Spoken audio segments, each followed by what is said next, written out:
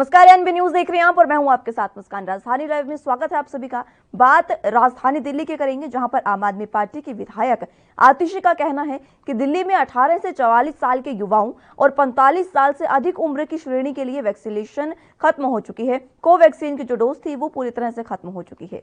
केंद्र सरकार से अपील है कि पिछले महीने के बराबर कोवैक्सीन की डोज इस महीने भी उपलब्ध कराई जाए, ताकि सभी लोगों को समय से दूसरी डोज लगाई जा सके। दिल्ली में कोवैक्सीन के अधिकांश केंद्र कल से बंद हो रहे हैं, यानी आज से ये केंद्र बंद हो जाएंगे। 45 साल से अधिक उम्र के लोगों को आज से ये केंद्र पर कोवैक्सीन नहीं लगाई जाएगी। 45 साल से अधिक उम्र की श्रेणी के लिए कोविशील्ड की दोनों डोज फिलहाल उपलब्ध है, लेकिन कोवैक्सीन की डोज आज के बाद लगभग खत्म हो जाएगी। 45 साल से अधिक उम्र के कोविशील्ड की 5,90,000 डोज फिलहाल उपलब्ध है, जिसके जरिए 28 दिनों तक वैक्सीनेशन का काम किया जा सकता है।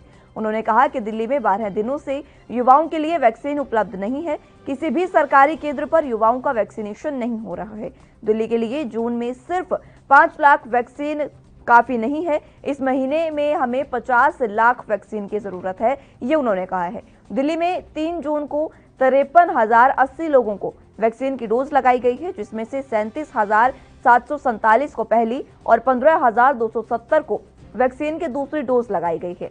बता दें कि ये तमाम बातें आम आदमी पार्टी के वरिष्ठ नेता और विधायक आतिशी ने शुक्रवार को प्रेस कॉन्फ्रेंस को संबोधित करते हुए कही।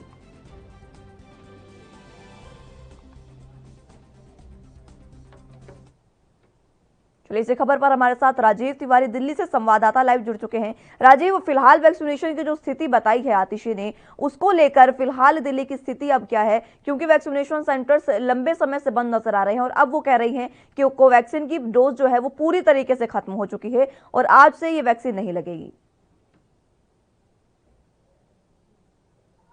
हेलो राजीव, आवाज मिल पा रही है आपको? जी। जी राजीव, मैं ये जानना चाह रही थी, जिस तरह से आतिशी ने कहा कि कोवैक्सीन की जो डोज है वो पूरे तरीके से खत्म हो चुकी है, तो फिलहाल धरातल पर क्या स्थिति है?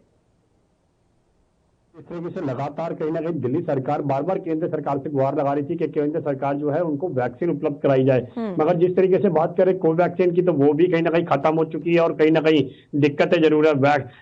कोविशील्ड की बात करें तो वो भी लगभग अब खत्म होने की बताई जा रही है और लगातार कहीं ना कहीं जो प्रक्रिया है, यानी कि वैक्सीन की जो प्रक्रिया थी वो लगभग अब बंद होती नजर आ रही है, क्योंकि जिस तरीके से वैक्सीन जो पिछले महीने में उपलब्ध कराई गई थी वो भी स्टॉक कम करता नजर आ रहा है और कहीं ना कहीं वो भी खत्म होने के कगार पे है। मगर बात करें जिस तरीके से अब जून के महीने में जो रफ्तार पकड़नी चाहिए थी कोरोना वैक्सीन को लेकर और लगातार कहीं ना कहीं जनता तक 18 साल से ऊपर के लोगों के लिए भी वैक्सीनेशन का टीकाकरण देना था और 45 साल से ऊपर के लोगों के लिए भी, मगर जिस तरीके से अभी तक पहली डोज लगाई जा चुकी है, दूसरी डोज काफी हद तक लगाने की कोशिश की जा रही है, मगर कहीं ना कहीं उसमें 50 लाख जो वैक्सीन है उसकी डोज की उन्होंने मांग की है कि सरकार उन्हें 50 लाख वैक्सीन की डोज दे। पहले भी इस तरह की डोज की मांग लगातार आम आदमी पार्टी द्वारा की जा रही है, खुद केजरीवाल भी करते हैं, लेकिन वैक्सीनेशन अभी तक पूरा नहीं हो पाया है और केंद्र कह रही है कि हमने पूरे तरीके से। यहाँ पर बात करें 50 लाख वैक्सीन की तो पर महीने की 50 लाख वैक्सीन मांगी जा रही है दिल्ली सरकार के द्वारा, मगर अभी तक केंद्र सरकार के द्वारा वैक्सीन पूरी उपलब्ध नहीं हो पा रही है। लगभग 35 लाख 30 लाख के करीब जो है वैक्सीन दी जा रही है और लगातार कहीं ना कहीं उसमें कमियां होती नजर आ रही है। मगर जिस तरीके से दिल्ली सरकार चाहती है कि लगातार कहीं ना कहीं ज्यादा से ज्यादा संख्या के अंदर वैक्सीन का टीकाकरण किया जाए ताकि जनता को जल्दी से जल्दी टीकाकरण मिल सके और दोनों डोज मिल सके और ताकि तीसरी लहर बताई जा रही है उससे कहीं ना कहीं बचाव हो सके। मगर अभी तक कहीं ना कहीं केंद्र सरकार की तरफ से कम वैक्सीन दी जा रही है और जितनी वैक्सीन दी जा रही है वो भी कहीं ना कहीं जल्दी से खत्म हो जाती है और यहाँ तक कि जो दिल्ली सरकार के द्वारा मीडिया सेंटर के लिए भी वैक्सीन उपलब्ध कराई गई थी, मीडिया सेंटर बनाया गया था, वो भी कहीं ना कहीं अब बंद पड़ा हुआ है क्योंकि उसके अंदर भी वैक्सीन की कमी बताई जा रही है और वैक्सीन खत्म होती नजर आ रही है। मगर जिस तरीके से लगातार कितनी आबादी दिल्ली में जो है वो वैक्सीनेट हो चुकी है, क्योंकि देखिए वैक्सीनेशन का काम पिछले काफी लंबे समय से जारी है। देखिए बिल्कुल बताइए, जिस तरीके से लगातार जो जनता की वैक्सीन चाहिए थी जनता को दिल्ली सरकार के द्वारा, वो कहीं ना कहीं अब दिल्ली सरकार के द्वारा कहीं ना कहीं उसमें कमी होती नजर आ रही है। मगर जिस तरीके से 50 लाख पर महीने की वैक्सीन बताई जा रही है दिल्ली सरकार के द्वारा कि उनको इतनी वैक्सीन हर महीने चाहिए ताकि जनता को ज्यादा से ज्यादा टीकाकरण दिया जा सके, मगर अभी तक उसमें कमी देखने को मिल रही है क्योंकि केंद्र सरकार पर्याप्त मात्रा के अंदर वैक्सीन नहीं दे रही है और यही स्थिति ऑक्सीजन के टाइम पर भी देखी जा रही थी। लगभग कह सकते हैं दिल्ली सरकार के द्वारा अस्पतालों के अंदर ऑक्सीजन मांगी जा रही थी, दिल्ली केंद्र सरकार की तरफ से ऑक्सीजन कम दी जा रही थी, तो कहीं ना कहीं स्थिति उस टाइम पे भी बिगड़ी हुई थी। मगर अब जो स्थिति है वो वैक्सीन को लेकर है, मगर कहीं ना कहीं अभी भी केंद्र सरकार और दिल्ली सरकार के बीच में तालमेल नहीं है, जिसका कहीं ना कहीं खामियाजा जनता को भुगतना पड़ रहा है। बिल्कुल, जी खामियाजा जनता को भुगतना पड़ रहा है राजीव, लेकिन केंद्र जो है वो लगातार ये कहता आ रहा है कि हमने जो है वो वैक्सीन की डोज पूरी मात्रा में दी है, कोई कमी नहीं है। तो जांच का विषय है, क्योंकि दोनों ही तरफ से वैक्सीनेशन को लेकर सवाल उठ रहे हैं।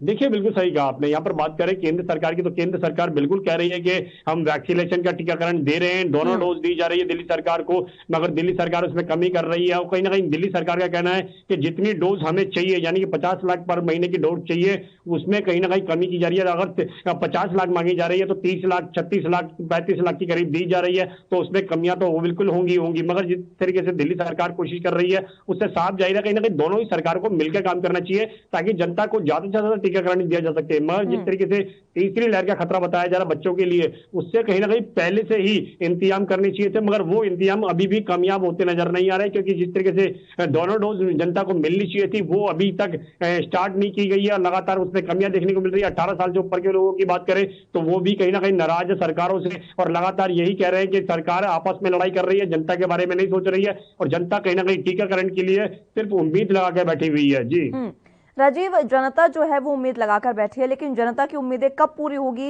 ये ना तो खुद सरकार जानती है और ना केंद्र जानता है, क्योंकि वैक्सीन देखिए देश में फिलहाल कहीं से भी इंपोर्ट नहीं की जा रही है, और अगर विदेशी लाइसेंस की बात करें तो लाइसेंस भी कंपनियों को नहीं दिया जा रहा है। आखिर वैक्सीनेशन का काम पूरा कैसे होगा, ये बहुत बड़ा सवाल है यहाँ पर।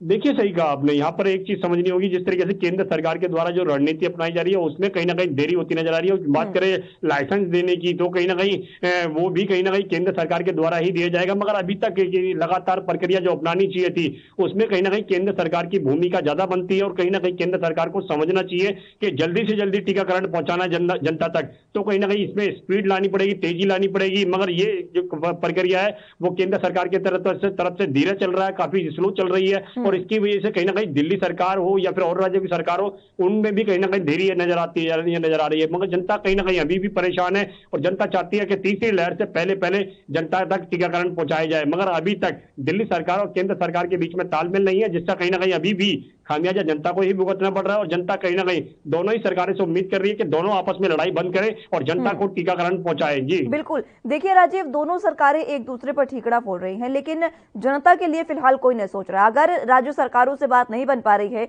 तो केंद्र सरकार को इसमें हस्तक्षेप करना चाहिए और खुद सारी स्थिति को अपने हाथ में लेना चाहिए।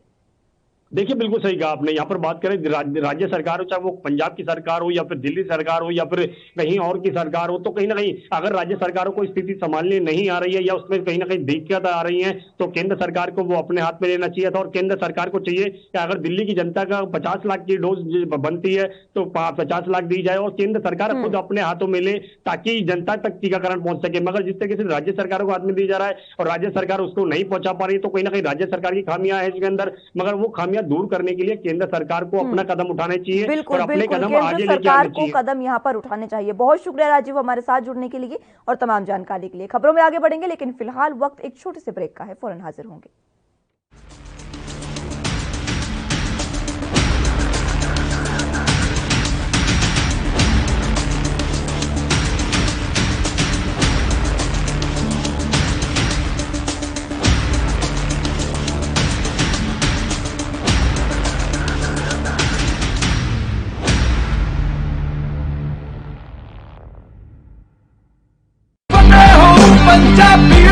ਫਤਿਹ ਕਿਟ ਦਿੱਤੇ ਨੇ ਕਿ ਤੁਹਾਨੂੰ ਕਿਤੇ ਜਾਣ ਦੀ ਲੋੜ ਨਹੀਂ। ਅਗਰ ਤੁਸੀਂ ਪੋਜ਼ਿਟਿਵ ਹੋ, ਸਟੇਜ 1 ਦੇ ਵਿੱਚ ਹੋ, ਲੈਵਲ 1 ਦੇ ਵਿੱਚ ਹੋ, ਆਪਣੇ ਘਰ ਜਾਓ, ਫਤਿਹ ਕਿਟ ਤੁਹਾਨੂੰ ਮਿਲ ਜੂਗਾ। ਬਿਮਾਰੀ ਦਾ ਕੀ ਦਵਾਈ ਲੈਣੀ ਹੈ, कैसे ਲੈਣੀ ਹੈ, ਸਾਰਾ ਕਾਗਜ਼ ਵਿੱਚ ਹੈ।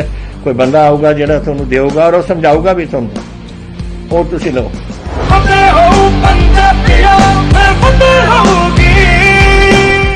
कम ब्रेक और ज्यादा खबरों के साथ देखिए ANB news in channel number पर।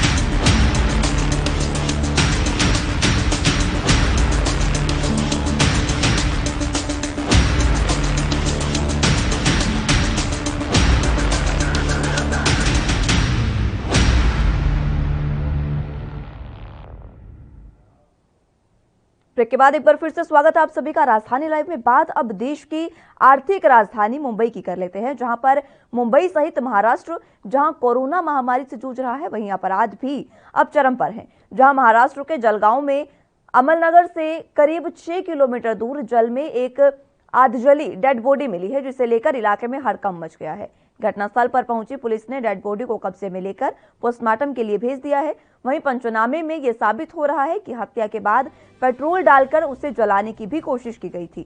हालांकि ये कोई नई घटना नहीं है, इससे पहले भी महाराष्ट्र के जंगलों में इस तरीके की चीजें देखने और सुनने को मिल चुकी हैं। अमलनेर पुलिस अधीक्षक की माने तो 5 से 7 दिन पहले की यह घटना है।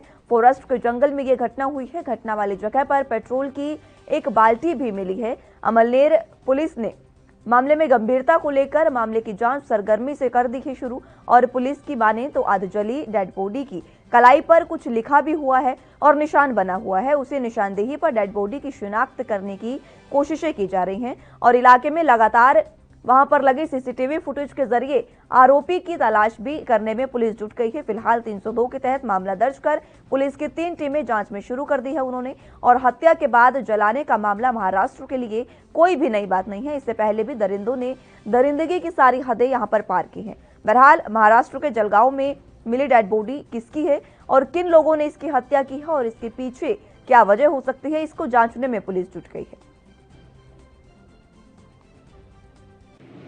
ये जो लाश है 31/5 से लेके 2 जून तक, ये 3 दिन के बीच में फॉरेस्ट की ज़मीन है अमलनेर से करीबन 4 से 6 किलोमीटर दूर। ये वन विभाग का जो एरिया है, तो उसमें एक लाश हमको मिली थी। वो लाश आधी अधूरी जलाई हुई थी लकड़ों से और वहाँ पे एक पेट्रोल की बोतल मिली है। तो स्पॉट पे विजिट करने के बाद में बॉडी थोड़ी डिकम्पोज थी। एक छोटे से ब्रेक के लिए यहाँ पर रुकेंगे, फौरन हाजिर होंगे।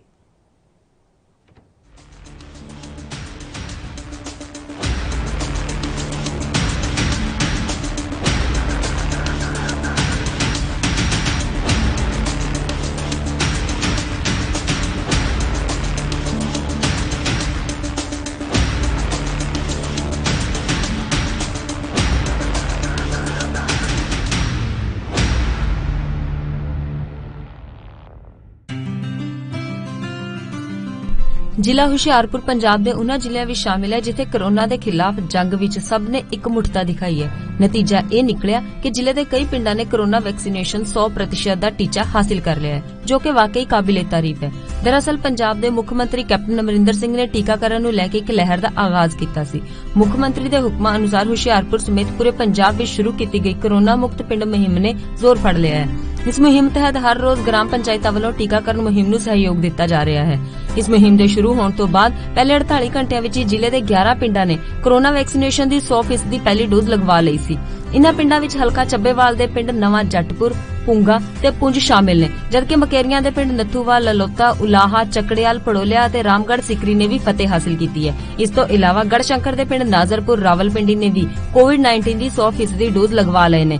ਦੂਜੇ ਪਾਸੇ ਡਿਪਟੀ ਕਮਿਸ਼ਨਰ ਅਪਨੀਤ ਰਿਆਤ ਨੇ ਵੀ ਪਿੰਡਾਂ ਦੇ ਸਰਪੰਚਾਂ ਨੂੰ ਇਸ ਉਪਲਬਧੀ ਲਈ ਵਧਾਈ ਦਿੱਤੀ ਹੈ ਤੇ ਹੋਰਨਾਂ ਪਿੰਡਾਂ ਨੂੰ ਵੀ ਆਉਣ ਵਾਲੇ ਦਿਨਾਂ 'ਚ 100% ਟੀਕਾਕਰਨ ਲਈ ਪ੍ਰੇਰਿਤ ਕੀਤਾ ਹੈ। ਉਨ੍ਹਾਂ ਦੱਸਿਆ ਕਿ ਜ਼ਿਲ੍ਹੇ ਵਿੱਚ 3,52,723 ਲੋਕਾਂ ਦਾ ਟੀਕਾਕਰਨ ਹੋ ਚੁੱਕਾ ਹੈ ਤੇ ਰੋਜ਼ਾਨਾ 5,000 ਤੋਂ ਉੱਤੇ ਲੋਕਾਂ ਦਾ ਟੀਕਾਕਰਨ ਹੋ ਰਿਹਾ ਹੈ। ਦਰਅਸਲ ਪੰਜਾਬ ਦੇ ਮੁੱਖ ਮੰਤਰੀ ਕੈਪਟਨ ਅਮਰਿੰਦਰ ਸਿੰਘ ਨੇ ਐਲਾਨ ਕੀਤਾ ਸੀ ਕਿ ਸੂਬੇ ਦੇ ਪਿੰਡਾਂ ਵਿੱਚ 100% ਕੋਰੋਨਾ ਟੀਕਾਕਰਨ ਦੇ ਟੀਚੇ ਨੂੰ ਹਾਸਿਲ ਕਰਨ ਵਾਲੇ ਪਿੰਡ ਨੂੰ 10 ਲੱਖ ਰੁਪਏ ਦੀ ਵਿਸ਼ੇਸ਼ ਗ੍ਰਾਂਟ ਦਿੱਤੀ ਜਾਵੇਗੀ, ਜਿਸ ਦੇ ਨਤੀਜੇ ਵਜੋਂ ਪੰਜਾਬ ਦੇ ਸਾਰੇ ਪਿੰਡਾਂ 'ਚ ਵੈਕਸੀਨੇਸ਼ਨ ਨੇ ਜ਼ੋਰ ਫੜ ਲਿਆ। ਜਿਹੜਾ ਪਿੰਡ 100% ਵੈਕਸੀਨੇਸ਼ਨ ਕਰੂਗਾ ਉਹਨੂੰ ਮੈਂ 10 ਲੱਖ ਦਾ ਗ੍ਰਾਂਟ ਦੇਵਾਂਗਾ। ਨੋਟ ਕਰ ਲਓ, ਜਿੰਨੇ ਤਾਂ ਵੈਕਸੀਨ, ਮੈਨੂੰ ਪਤਾ ਵੈਕਸੀਨੇਸ਼ਨ ਦਾ ਕੋਈ ਡਰ ਹੈ, ਪਰ ਜਦ ਆਓ ਲੱਗ ਜਾਓ ਲਾਈਨਾਂ ਦੇ ਵਿੱਚ ਔਰ ਕਰਾ ਲਓ ਆਪਣੀ ਵੈਕਸੀਨੇਸ਼ਨ ਔਰ ਤੁਹਾਡੀ ਗ੍ਰਾਂਟ ਮੈਂ ਦੇ ਦੂੰਗਾ। ਜੋ ਕੁਝ ਤੁਸੀਂ ਆਪਣੇ ਪਿੰਡ 'ਚ ਕਰਾਉਣਾ ਤੁਸੀਂ ਕਰਾ ਲਓ। ਜ਼ਿਕਰਯੋਗ ਹੈ ਕਿ ਪੰਜਾਬ ਦੀ ਕੈਪਟਨ ਅਮਰਿੰਦਰ ਸਿੰਘ ਸਰਕਾਰ ਵਾਇਰਸ ਦੀ ਸ਼ੁਰੂਆਤ ਤੋਂ ਹੀ ਅਲਰਟ ਮੋਡ ਤੇ ਸੀ, ਜਿਸ ਦਾ ਨਤੀਜਾ ਇਹ ਨਿਕਲਿਆ ਕਿ ਅੱਜ ਪੰਜਾਬ ਦੇ ਵਿੱਚ ਕੋਰੋਨਾ ਦੇ ਕੇਸ ਘੱਟ ਤੇ ਹਸਪਤਾਲਾਂ 'ਚ ਸਹੂਲਤਾਂ ਜ਼ਿਆਦਾ ਨੇ।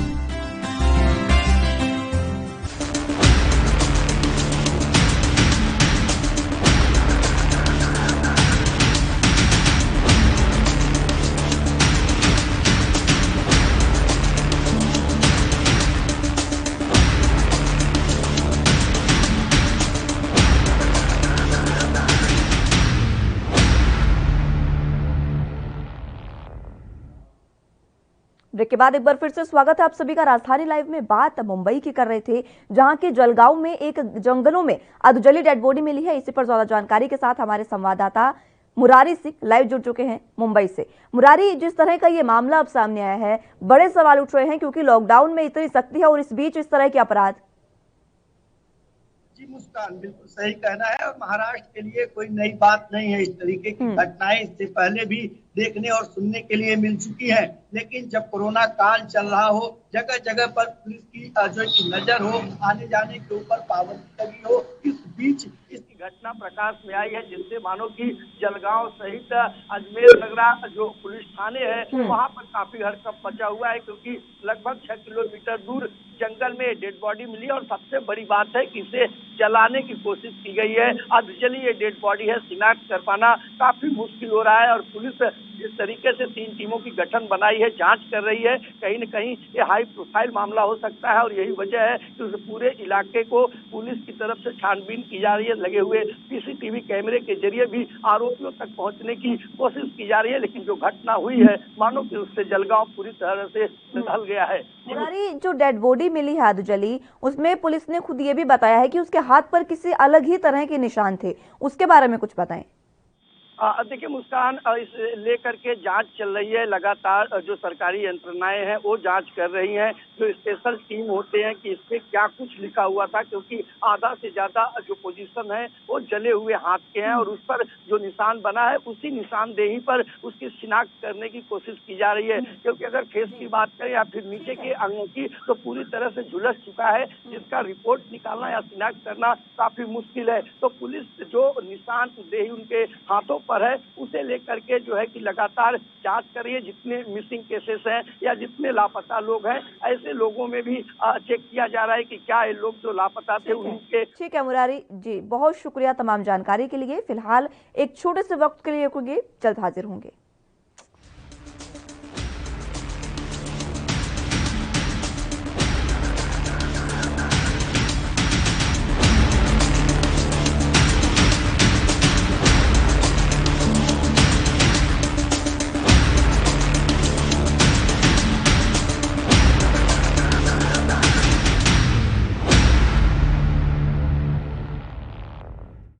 कोरोना वायरस ਨੂੰ ਅਸੀਂ ਤਾਂ ਹੀ ਹਰਾ ਸਕਦੇ ਹਾਂ ਜੇਕਰ ਅਸੀਂ ਆਪਣੇ ਵੱਧ ਤੋਂ ਵੱਧ ਟੈਸਟ ਕਰਵਾਵਾਂਗੇ ਤੇ ਵੈਕਸੀਨੇਸ਼ਨ ਲਗਵਾਵਾਂਗੇ। जैसे ਤੁਹਾਨੂੰ ਕੋਈ ਥੋੜੀ ਬਿਮਾਰੀ ਵੀ ਲੱਗੇ, ਤੁਹਾਨੂੰ ਲੱਗੇ ਕਿ ਮੈਨੂੰ ਮੇਰੀ ਛਾਤੀ 'ਚ ਦਰਦ ਹੈ ਜਾਂ ਮੈਨੂੰ ਖਾਂਸੀ ਹੋ ਗਈ ਜਾਂ ਮੈਨੂੰ ਜ਼ੁਕਾਮ ਹੋ ਗਿਆ ਜਾਂ ਮੇਰਾ ਬਦਨ ਦਰਦ ਹੈ, ਤੁਸੀਂ ਵੇਟ ਨਾ ਕਰੋ, ਟੈਸਟ ਕਰਾਓ। ਪੰਜਾਬ ਸਰਕਾਰ ਵੱਲੋਂ ਕੋਰੋਨਾ ਵਾਇਰਸ ਨਾਲ ਨਜਿੱਠਣ ਲਈ ਪੰਜਾਬ ਦੇ ਪਿੰਡਾਂ ਵਿੱਚ ਵੈਕਸੀਨੇਸ਼ਨ ਡਰਾਈਵ ਚਲਾਈ ਗਈ ਹੈ ਤਾਂ ਜੋ 18 ਸਾਲ ਤੋਂ ਉੱਪਰ ਦੇ ਸਾਰੇ ਲੋਕ ਜਲਦ ਤੋਂ ਜਲਦ ਆਪਣੀ ਵੈਕਸੀਨੇਸ਼ਨ ਕਰਵਾ ਸਕਣ। ਪੂਰੇ ਪੰਜਾਬ ਦੇ ਪਿੰਡਾਂ ਲਈ ਕੋਵਿਡ ਟੈਸਟਿੰਗ ਕੇਂਦਰ ਸਥਾਪਿਤ ਕੀਤੇ ਗਏ ਨੇ।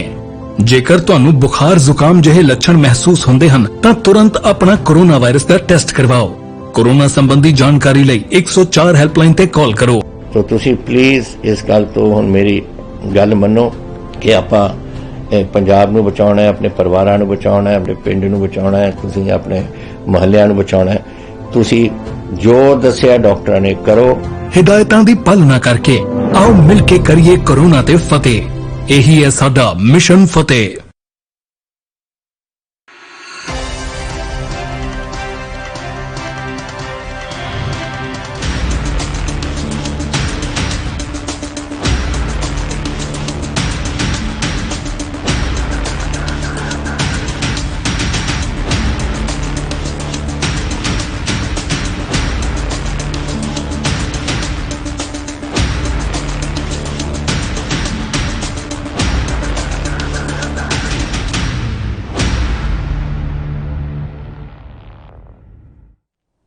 ब्रेक के बाद एक बार फिर से स्वागत है आप सभी का राजधानी लाइव में।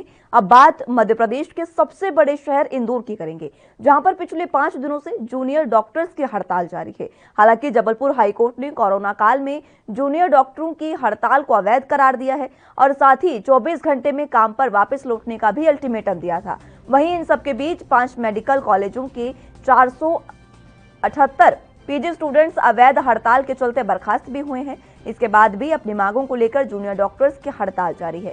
एस्मा के तहत सरकार की कार्रवाई हुई है और कई डॉक्टरों को बर्खास्त तक कर दिया गया है। फिर भी डॉक्टरों की आज 5वें दिन यह हड़ताल जारी है और बीच जूनियर डॉक्टर्स लगातार हड़ताल पर हैं।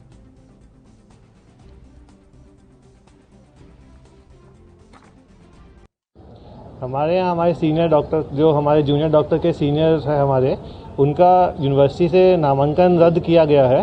तो उसी लिए हम लोगों ने सभी जूनियर डॉक्टर मध्य प्रदेश के सबने अपने पद से इस्तीफ़ा दे दिया है। हम सब काम पर नहीं आएंगे जब तक सरकार हमारी बातें नहीं मान लेती। सरकार हमसे मिलने को अभी तक तैयार नहीं है।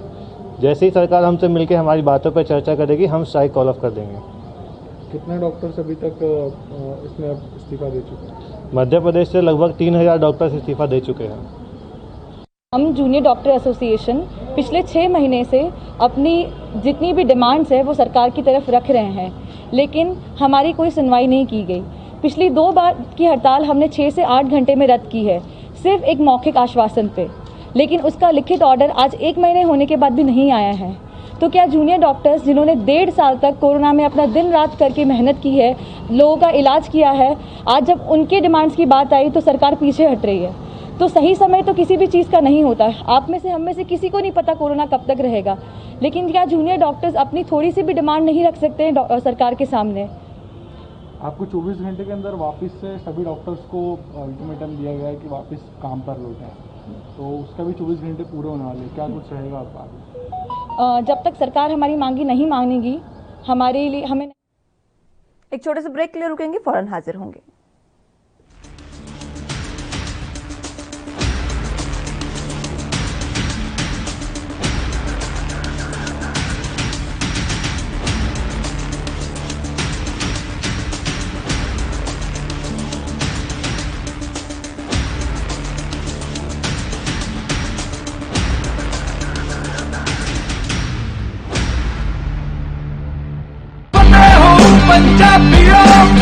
ਵੈਕਸੀਨ ਜ਼ਰੂਰ ਕਰਾਉਣੀ ਹੈ ਤੁਸੀਂ।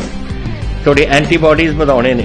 ਜਦੋਂ ਤੁਹਾਡੇ ਐਂਟੀਬਾਡੀਜ਼ ਵਧਣਗੇ, ਉਹ ਐਂਟੀਬਾਡੀਜ਼ ਨੇ ਜਿਹੜੀ ਕਰੋਨਾ ਦੇ ਨਾਲ ਜੰਗ ਲੜ ਸਕਦੀ ਹੈ ਤੁਹਾਡੇ ਬਾਡੀਜ਼ ਦੇ ਵਿੱਚ। ਇਹ ਤੁਹਾਨੂੰ ਕਰਾਉਣਾ ਚਾਹੀਦਾ ਹੈ। ਤੁਹਾਨੂੰ ਉਹ ਡਾਕਟਰ ਜੋ ਪਹਿਲੇ ਦਿਨ ਤੋਂ ਕਹਿ ਰਹੇ ਨੇ ਮਾਸਕ ਨਹੀਂ ਭੁੱਲਣਾ। ਅਗਰ ਕਿਸੇ ਨੂੰ ਕੋਵਿਡ ਹੋ ਵੀ ਚੁੱਕਿਆ, ਉਹਨੂੰ ਵੀ ਦੇਖੋ ਕਿ ਮਾਸਕ ਪਹਿਨੇ, ਕਿਉਂਕਿ ਸਟ੍ਰੇਨਸ ਬਦਲਦੇ। ਇਹ ਜਿਹੜੇ ਸਟ੍ਰੇਨ ਨੇ ਨਾ ਕਰੋਨਾ ਦੇ, ਇਹਨਾਂ ਦੀ ਮਿਊਟੈਂਟਸ ਬਣ ਜਾਂਦੇ ਨੇ।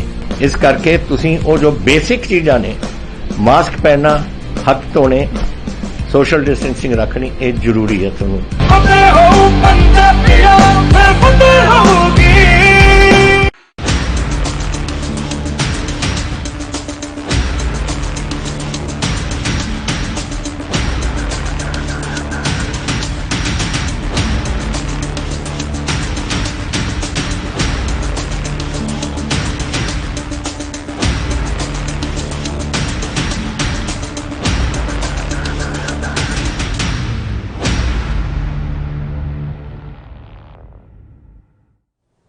ब्रेक के बाद फिर से स्वागत है आप सभी का। राजधानी लाइव में बात डॉक्टर्स की कर रहे थे, जूनियर डॉक्टर्स जो कि आज 5वें दिन भी हड़ताल पर जारी हैं। इसी पर ज्यादा जानकारी के साथ हमारे संवाददाता गणेश तिवारी इंदौर से लाइव जुड़ चुके हैं। गणेश, जिस तरह की हड़ताल ये डॉक्टर कर रहे हैं, लेकिन कोरोना काल में इन्हीं डॉक्टरों ने जो जंग लड़ी है कोरोना से, वो भी जंग जाहिर है, लेकिन उस बीच सरकार इनकी मांगे नहीं मान रही है। क्या कुछ इनकी मांगे हैं, ये भी बताइए। निश्चित तौर पर देखिए मुस्कान, लगातार जो है कोरोना काल और ब्लैक फंगस महामारी के बीच अब जिस तरह डॉक्टरों की लगातार जूनियर डॉक्टर है उनकी हड़ताल उनकी विभिन्न मांगों को लेकर जारी है। डॉक्टर जूनियर डॉक्टर है, उनकी साफ तौर पर मांगे हैं कि पहली चीज तो उनके जो वेतन है उस पर बढ़ोतरी की जाए। स्टाइफंड है करीब 24% की फीसदी की दर से उनकी स्टाइफंड जो है, वेतन है, सैलरी है, उस पर वृद्धि की जाए। दूसरी उनकी मांग है, मुख्यतः मांग है कि उनकी और उनके फैमिली जो परिवारजन है उनके लिए स्वास्थ्य व्यवस्थाएं जो कोरोना काल में है वो अलग से की जाए और उनका समुचित इलाज किया जाए। और ऐसी कई उनकी करीब 6 मांगे हैं जिन मांगों के लिए आज जूनियर डॉक्टर कई दिनों से जो है हड़ताल पर है। हालांकि लगातार जो है सरकार से सामंजस्य नहीं बन पा रहा है जूनियर डॉक्टरों का, जिसकी वजह से ये हड़ताल लगातार बढ़ती नजर आ रही है। सोमवार से ये हड़ताल चालू हुई थी और आज प्रदेश के करीब 6 मेडिकल कॉलेज के स्टूडेंट लगातार हड़ताल कर रहे हैं। हालांकि इस पर बात करें तो हाईकोर्ट ने भी दखल अंदाजी की थी और हाईकोर्ट ने यह भी आदेश दिया था कि कोरोना काल के बीच इस तरह के जो हड़ताल की जा रही डॉक्टरों द्वारा, तो कहीं ना कहीं निश्चित तौर पर बिल्कुल, और हाईकोर्ट ने एस्मा के तहत कार्रवाई भी की थी गणेशन पर, लेकिन फिलहाल 3000 से ज्यादा डॉक्टर इस्तीफा दे चुके हैं जूनियर डॉक्टर्स, और 400 से ज्यादा डॉक्टर्स को यहां पर निष्कासित भी कर दिया गया है। लेकिन इस बीच डॉक्टर्स की पहले ही कमी कई बार देखने को मिली है मध्य प्रदेश में। निश्चित तौर पर देखिए 3000 से ज्यादा जो है डॉक्टरों ने अपना इस्तीफा दे दिया है। 468 डॉक्टरों को बर्खास्त भी किया गया हालांकि, लेकिन कोरोना काल के बीच इस तरह डॉक्टरों का जाना कहीं ना कहीं स्वास्थ्य व्यवस्था पूरी तरह से चरमरा चुकी है। लेकिन लगातार उनकी मांगे अभी भी है। हाईकोर्ट के दखल अंदाजी के बाद भी लगातार जूनियर डॉक्टरों की यही बार बार उनका यही कहना है कि सरकार ने इसके पहले भी आश्वासन दिया था कि उनकी जो स्टाइफंड है, उनका जो सैलरी है, वेतन है, उस पर बढ़ोतरी करेगी। लेकिन अभी तक ऐसा कोई भी स्टेप कदम नहीं उठाया गया। लेकिन हालांकि सरकार की तरफ से अगर शिक्षा स्वास्थ्य मंत्री विश्वास सारंग की बात करें तो उनका साफ तौर पर कहना है कि सरकार उनकी मांगों को पूरा करने के लिए तैयार है। लेकिन यह वक्त अब ठीक है, बहुत शुक्रिया गणेश तमाम जानकारी के लिए। फिलहाल के लिए मेरे साथ इस बुलेटिन में बस इतना ही। आप जुड़े रहिए एनबी न्यूज के साथ। नमस्कार।